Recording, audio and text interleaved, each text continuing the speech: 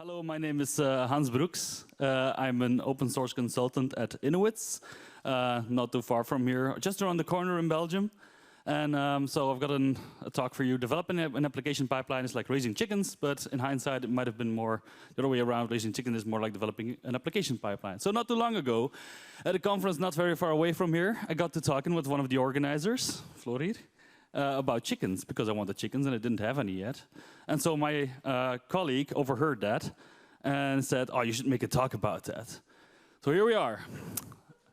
Why would anyone want chickens? Kitchen scrap recycling, easy and cheap protein. The kids can use that like responsibility. It's a useful pet and everything. But for me personally, I got an ice cream machine for my birthday, like the real fancy one with the built-in compressor. And it turns out that ice cream custard requires a lot of egg yolks. So yeah, that's it. So let's start with the planning phase. This is what I came up with. Let's start with food that goes into chicken that becomes egg. So code goes an agent, becomes an artifact. Sounds about right? That's a good start? Okay.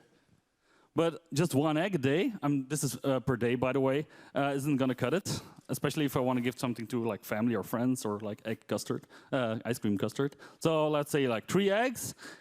And on average, chickens lay about an egg a day. It depends on their age. It depends on a lot of factors. So let's say 3 build agents, right?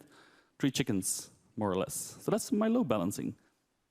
So let's start the first step. That's actually the validating step. Is it safe for chickens? For their, is it a balanced diet? Is it healthy for the eggs? Is there clean water available? Is there grid available? And especially like balanced diet for healthy eggs can be very important because in the next step building, they chug out an egg. And I mean, calcium is very important. Some of you may have seen one guy, one jar. Don't raise your hands. You don't want to do that to your chickens, you know? Anyway, nesting boxes. Chickens lay their eggs usually in nesting boxes. And ideally, they need a fresh nest and they lay their egg in the nest and they clean up the nest. Because otherwise you can get like diseases and mites and everything. Remind you of anything? No idea. Next step, testing. So first step is like a visual inspection that you can do. Is the egg cracked? You don't want cracked eggs, that's probably a bad idea. And you can do like the float test. That's basically drop an egg in water, that cleans them too. And if the egg floats, then that's probably a bad sign. That means there's like gas inside and everything. It's not a good idea. Packaging, this is going way faster than I expected.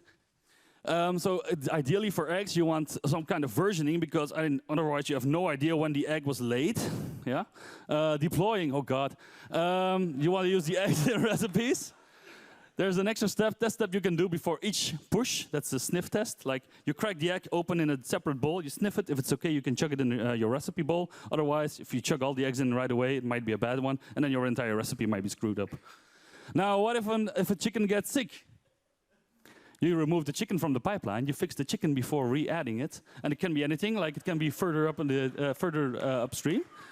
Allergies, sickness, age. But your normal pipeline runs fine. What if the tests fail? What if an egg breaks?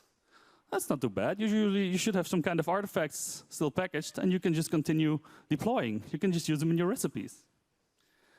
Now, what if I want chocolate eggs? Now, this can become a problem, but you can just basically copy and paste because you've got all the stuff ready. But there's like a little bit of a problem here because there's only one Easter bunny, so your throughput is kind of limited. And there are various optimizations that you can still do, like which breed of chickens and how is their production, a life cycle management to allow for continuous sliding production. Like the chicken get old, they die, and you ideally want to like balance it out. Protecting and optimizing the living environments, dealing with environmental hazards like heat waves, diseases, predators. Yeah, I'm just reading the slides now. Protecting from the food supply from rodents, complying with local legislation, etc., etc. Point is, if your pipeline is somewhat flexible and robust, then this shouldn't be a problem. Special thanks to Floor and Chris for the inspiration. Applause for them.